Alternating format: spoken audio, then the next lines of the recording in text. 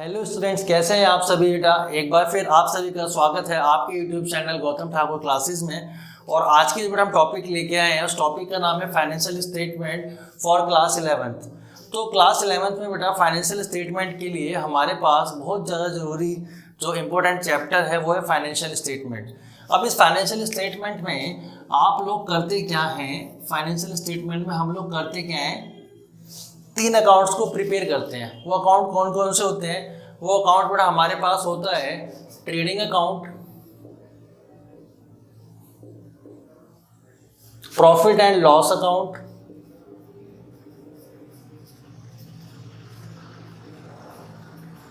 And third one is आपकी होती है बैलेंस शीट। तो कैसे बेटा हम अपने अकाउंट्स को प्रिपेयर करेंगे, कैसे उन्हें कंप्लीट करेंगे, उसके लिए हमें क्या सीखना पड़ेगा, इन तीनों चैप्टर्स के अंदर इन टॉपिक्स को हमें सीखना होगा। जैसे कि हमारे पास ट्रेडिंग अकाउंट है, प्रॉफिट एंड लॉस अकाउंट है एंड बैलेंस शीट है। तो इन टॉपिक्स को सीखने के लिए उससे पहले हम कुछ टर्म्स को सीखते हैं, और वो एक टर्म्स है जिसमें आता है gross profit, cost of goods sold, sales, direct expenses. इन सभी के लिए बेटा हमारे पास एक स्मॉल क्वेश्चन होता है, एक छोटा क्वेश्चन होता है जिसको हमें करने के लिए इंडिविजुअली क्वेश्चंस आता है, जहां पर आपको क्या क्या कंप्यूट करने को आ सकता है वहां पे आप डायरेक्टली कंप्यूट कर सकते हैं gross profit, sales and cost of goods sold. तो यहाँ पर बेटा एक इंडिविजुअल क्वेश्चन है इनसे related, plus trading, P&L, balance sheet तो आएगा। इसके साथ साथ हमारे पास एक चैप्टर आता है विद एडजस्टमेंट्स। जो फाइनेंशियल स्टेटमेंट्स होती हैं बेटा, जिसके अंदर हम फाइनल अकाउंट को प्रिपेयर करते हैं, उसके अंदर सबसे पहले जो हमारी टर्म है वो टर्म क्या है, ट्रेडिंग, P&L, बैलेंस शीट। और जो फाइनल अकाउंट आता है वो विद एडजस्टमेंट्स के साथ आता है। तो फर्स्ट ऑफ ऑल हमें करना क्या है, हमें सीखना है इन तीनों को। After that we will learn about adjustments. So now सबसे पहले बेटा बात मैं कर रहा हूँ ग्रॉस प्रॉफिट, सेल्स और कॉस्ट ऑफ गुड्स सोल्ड की। इन सभी का जो यूजेस है, इन सभी के जो यूजेस हैं वो यूजेस कहाँ पर है बेटा, हमारे पास एक अकाउंट होता है ट्रेडिंग अकाउंट। अब सर आप ट्रेडिंग अकाउंट तो समझाने लग गए, लेकिन हमें कुछ समझ नहीं आ रहा। क्या समझ नहीं आ रहा, देखते हैं। देखो बेटा होता क्या है कि आपने बुक कीपिंग के बारे में पढ़ा, फिर आपने जर्नल के बारे में पढ़ा, जर्नल से आपने बनाया होगा लेजर, लेजर से बेटा हमने बनाया ट्रायल बैलेंस। अब ट्रायल बैलेंस बनाने तक इनफ नहीं था, ट्रायल बैलेंस के बाद हमें जो बनाना होता है वो होता है फाइनल अकाउंट। अब फाइनल अकाउंट बेटा किसी का भी हो सकता है, फाइनल अकाउंट कंपनी का भी हो सकता है, पार्टनरशिप फर्म्स के भी पार्टनर फाइनल अकाउंट होते हैं, और सोल ट्रेडर की। तो जैसा कि अपने 11th क्लास के सिलेबस में है final account of soul trader. Soul trader माने क्या होता है बेटा, एक सिंगल पर्सन, ऐसा पर्सन जो सिंगली क्या कर रहा है, किसी बिजनेस को रन कर रहा है। तो वहां पर आपने क्या बनाना है, एक ट्रेडिंग अकाउंट बनाना है। और ट्रेडिंग अकाउंट से पहले आपने क्या बनाया होगा सर, हमने क्या बनाया होगा, जर्नल बनाया होगा, लेजर बनाया होगा, ट्रायल बैलेंस बनाया होगा। After that we will come on final account. और फाइनल अकाउंट के अंदर सर हमारे पास एक पार्ट है, इसका नाम क्या है, ट्रेडिंग अकाउंट। अब बिजनेस में हमने बेटा कोई बिजनेस स्टार्ट किया हुआ है, तो बिजनेस में हमारे पास एक चीज होती है, एक गुड्स होती है, और उस गुड्स को हम क्या बोलते हैं, स्टॉक। और स्टॉक को हम बेटा बोलते हैं इन्वेंट्री। तो इन्वेंट्री हो, गुड्स हो, या बोलते स्टॉक, इसमें आपको कंफ्यूज नहीं होना। तो स्टॉक मेरे पास 2 टाइप्स के होंगे सर। 2 टाइप्स के कैसे होंगे, एक स्टॉक बेटा मेरे पास होगा ओपनिंग, जो मेरे पास ऑलरेडी बिजनेस में है, उसको हम क्या बोलते हैं बेटा, ओपनिंग स्टॉक। और दूसरा बेटा हमारे पास क्या है, क्लोजिंग स्टॉक।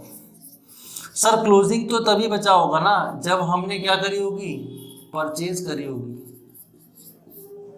यस सर, जब हमने परचेज करी होगी, कुछ ओपनिंग होगा, कुछ क्लोजिंग होगा, और उसके साथ कुछ आपकी परचेज रिटर्न रही होगी। यस सर, परचेज रिटर्न भी रही होगी। परचेज रिटर्न के साथ साथ बेटा आपने क्या किया, सेल किया बिजनेस में। सेल्स के साथ आपने क्या टर्म करी है, सेल्स रिटर्न। सर यही तो वो टर्म है, यही तो वो टर्म है सर। क्या सर बिना एक्सपेंसेस किए हम कोई बिजनेस को कर सकते हैं? नो सर, बिजनेस को तो हम कर ही नहीं सकते। बिजनेस को तो हम बिना एक्सपेंस के कर ही नहीं सकते। और ऐसे एक्सपेंस बेटा जो ट्रेडिंग अकाउंट से रिलेटेड होते हैं, उन एक्सपेंस को हम बोलते हैं डायरेक्ट एक्सपेंसेस। क्या बोलते हैं बेटा उनको? Direct expenses. तो यही तो चीजें हैं जो हमारे को मिलके क्या बनाती है बेटा? Trading account. तो ट्रेडिंग अकाउंट को बनाने के लिए हमने क्या करा, इसका फॉर्मेट लिखा। और फॉर्मेट लिखना बहुत ज़रूरी है, बिकॉज 11th क्लास में फॉर्मेट के भी बेटा क्या होते हैं, एक तरीके से इम्पोर्टेंट होता है आपके लिए। तो ट्रेडिंग अकाउंट हम बना रहे हैं किस साल के लिए? फॉर द ईयर एंडेड, किस साल वो खत्म होगा। जैसे कि हम माने 2020 31 मार्च 2020 को कोई बिजनेस क्लोज हो गया, या 2020 को क्लोज हो गया, यानी at the end of the year, यानी कि जब बिजनेस, तो मैं बोल रहा हूँ फॉर द ईयर एंडेड, पूरे साल में जो भी कुछ हुआ उसके लिए मैंने क्या बनाया? ट्रेडिंग अकाउंट बनाया है। तो यहाँ पर मैंने आपका लिखा ओपनिंग स्टॉक, मेरे पास कितना स्टॉक पड़ा हुआ था, ऑलरेडी मेरे पास कितना स्टॉक गिवन था, तो उसको मैं क्या बोलूँगा? To opening stock. नहीं सर मैं कुछ और स्टॉक खरीद ले आया, तो सर परचेजेस कर लिया मैंने। उस परचेज में से सर कुछ गुड्स ना मेरी रिटर्न हो गई, जिसको मैं बोलता हूँ परचेज रिटर्न। क्या बोलता हूँ बेटा? Purchase return. नहीं सर कुछ गुड्स क्या हुई हैं सर, हमारे पास सेल्स भी हुई हैं। क्या हुई हैं? सेल्स। और उस सेल्स में से बेटा मैंने क्या कर दिया? सेल्स रिटर्न्स को डिडक्ट कर दिया, तो नेट सेल मेरे पास बचा। तो पहले ओपनिंग स्टॉक लिखा सर, लिखा सर, परचेजेस लिखा सर, लिखा, कुछ परचेज की सर रिटर्न्स है, कुछ सर मेरी सेल है, कुछ सर मेरी सेल्स रिटर्न है, और सर मेरे पास सर क्लोजिंग स्टॉक भी है।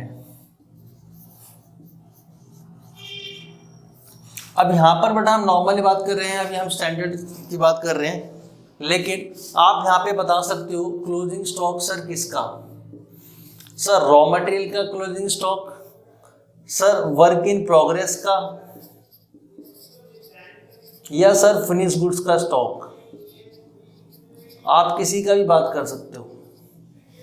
ऐसे ही ओपनिंग स्टॉक में आप finish goods, raw material, whatever जो भी कुछ होगा। इसके साथ साथ सर हमने एक्सपेंसेस की बात की थी। यस सर, एग्जाम सर बिना एक्सपेंसेस के तो बिजनेस रन होगा ही नहीं, तो वो मेरे क्या होंगे बेटा? यहाँ पर कुछ डायरेक्ट एक्सपेंसेस होंगे, वो मेरे कुछ डायरेक्ट एक्सपेंसेस होंगे। तो आपने देखा बेटा कुछ हमारे पास रेवेन्यू साइड है, कुछ हमारे क्या है? एक्सपेंसेस हैं। और यहाँ पर अगर आपका क्रेडिट बैलेंस आपके डेबिट बैलेंस से ज़्यादा है, तो यहाँ पर आपका आएगा ग्रॉस प्रॉफिट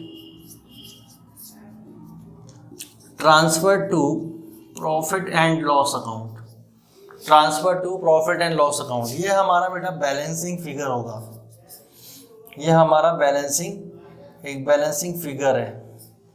और ये बेटा आपका इस तरफ आता है, तो आप इसे क्या बोलोगे? Gross loss. यानी कि बैलेंसिंग फिगर आपकी किसी भी तरफ आ सकती है, और ये ट्रांसफर हो जाएगा to profit and loss account. Clear है बात यहाँ तक बेटे?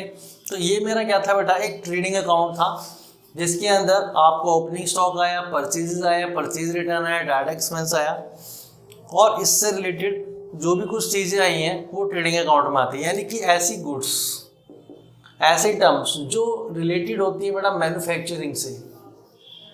किससे रिलेटेड होती है बेटा? मैन्युफैक्चरिंग से रिलेटेड होती है, that is part of trading account. इसीलिए बेटा हमने यहाँ पे क्या लिखा है? डायरेक्ट एक्सपेंसेस लिखे हैं। ठीक है, अगर आपको इसका स्क्रीनशॉट लेना है, स्क्रीनशॉट ले सकते हैं, क्योंकि मुझे थोड़ा सा रफ करना होगा यहाँ पर।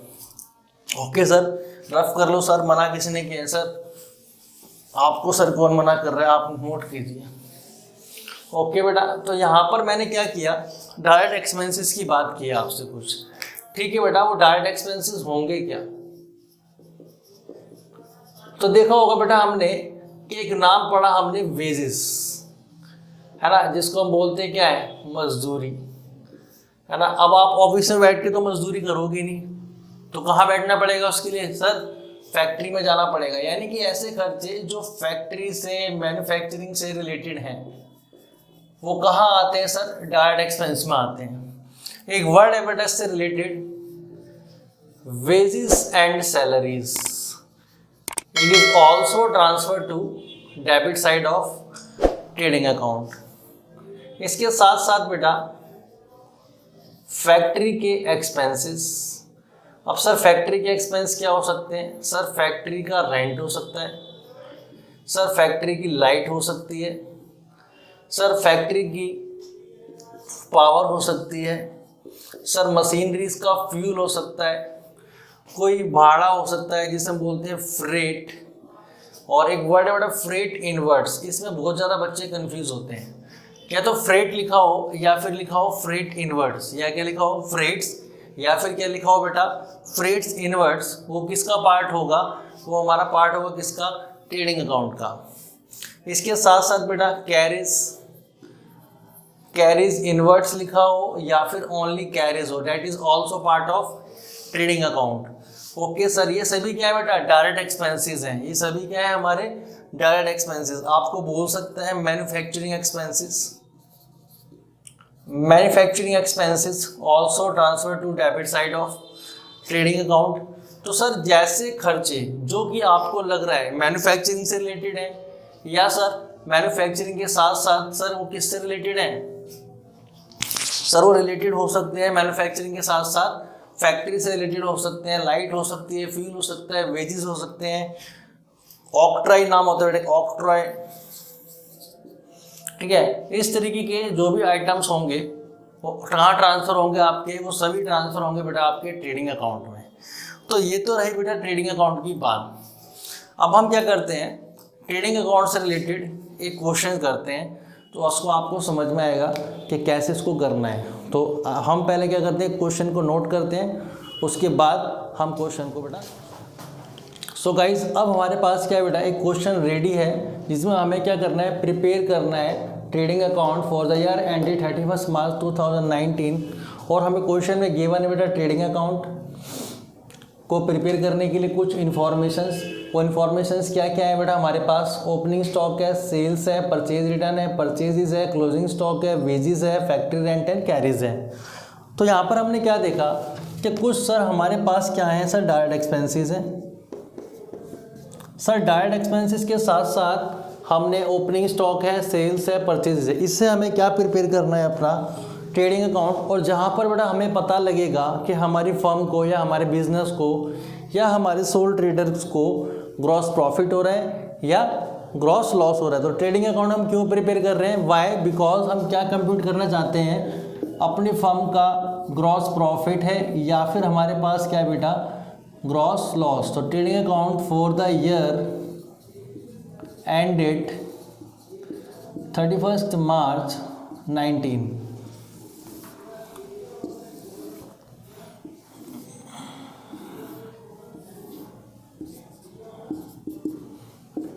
तो ट्रेडिंग अकाउंट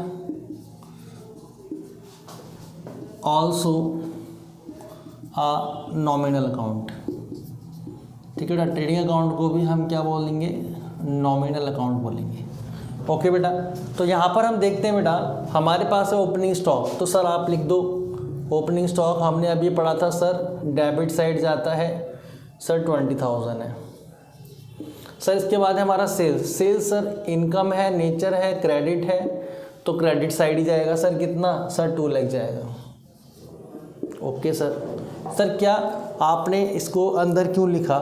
इसको बेटा मैंने अंदर इसलिए लिखा क्योंकि मुझे लगा यहाँ पर सेल्स रिटर्न है। अगर आपके पास कोई सेल्स रिटर्न होता तो आप उसको डिडक्ट करते और टोटल अमाउंट आप आउट कॉलम में लिख देते, इनर कॉलम में नहीं लिखते। जैसा कि हमारे पास बेटा परचेजेस है।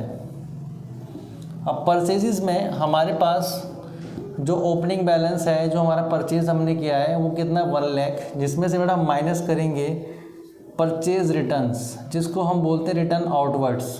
तो परचेज रिटर्न का अमाउंट बेटा हमारे पास 5,000 है और ये अमाउंट हो गया हमारा 95,000। इसके बाद देखेंगे बेटा हमारे पास कुछ डायरेक्ट एक्सपेंसेस हैं जिसमें हमारे पास क्या है? वेजेस है, और वेजेस का अमाउंट कितने बेटा? 5,000। आफ्टर डेट फैक्ट्री रेंट है बेटा। सर ये खर्चा भी मेरे लिए क्या है? डायरेक्ट एक्सपेंसेस है, और वो कितना हो गया? 8,000। सर आफ्टर डेट मेरे पास कैरीज है अब कैरीज में बेटा नहीं लिखा है मैंने यहाँ पे, ना इनवर्ड्स लिखा है ना आउटवर्ड्स लिखा है, तो जब तक कैरीज में कुछ नहीं लिखा है ट्रांसफ़र करना है हमेशा डेबिट साइड किसके, ट्रेडिंग अकाउंट के। तो हमारे पास बेटा जो कैरीज है उसका अमाउंट कितना है 3000। आफ्टर डेट बेटा हमारे पास एक वर्ड है जिसका नाम है क्लोजिंग स्टॉक, और वो क्लोजिंग स्टॉक कितना है, तो क्लोजिंग स्टॉक बेटा हमारे पास है 25000। अब कुछ हमारा बेटा क्या क्रेडिट बैलेंस है, कुछ हमारा डेबिट बैलेंस है, और आओ देखते हैं कौन सी फिगर बेटा हमारी ज़्यादा है और हमारा बैलेंसिंग फिगर किस तरफ आता है। तो ये हमने देखा हमारा अमाउंट कितना हो गया 2,25,000, 2,25,000 हमारा अमाउंट हो चुका है बेटा। और यहाँ पर हमारा कितना अमाउंट हो चुका है 1,21,000 हमारा अमाउंट हो चुका है, 1,20,30,1,000। तो जो भी हमारा बेटा फिगर होगा, जो बैलेंसिंग फिगर आएगी 94,000। तो हमारा जो क्रेडिट बैलेंस था वो था बेटा कितना 2,25,000, और जो बैलेंस बेटा हमारा ज़्यादा होगा उसको ही हम लिखेंगे। और यहाँ पर हमारा जो बैलेंसिंग फिगर आएगा वो क्या होगा, gross profit transfer to profit and loss account में। ठीक है बेटा, तो हमारा अमाउंट कितना आ गया 94,000। तो ये तो बेटा हमारा क्या था, ग्रॉस प्रॉफिट का फॉर्मेट पढ़ा हमने।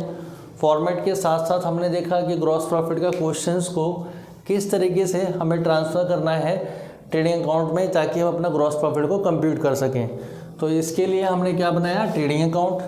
तो नेक्स्ट क्लास में हम क्या करेंगे बेटा, इससे रिलेटेड ही आगे टॉपिक को स्टार्ट करेंगे। तो आज की क्लास में हमने क्या कर दिया, कंप्लीट कर दिया है। अब नेक्स्ट क्लास में हम पढ़ेंगे इससे रिलेटेड कुछ और चीज़ें। तो मिलते हैं नेक्स्ट क्लास में। जब तक कि आपको क्या करना है, अपने वीडियो को लाइक करना है, सब्सक्राइब करना है और अपने फ्रेंड्स के साथ शेयर करना है।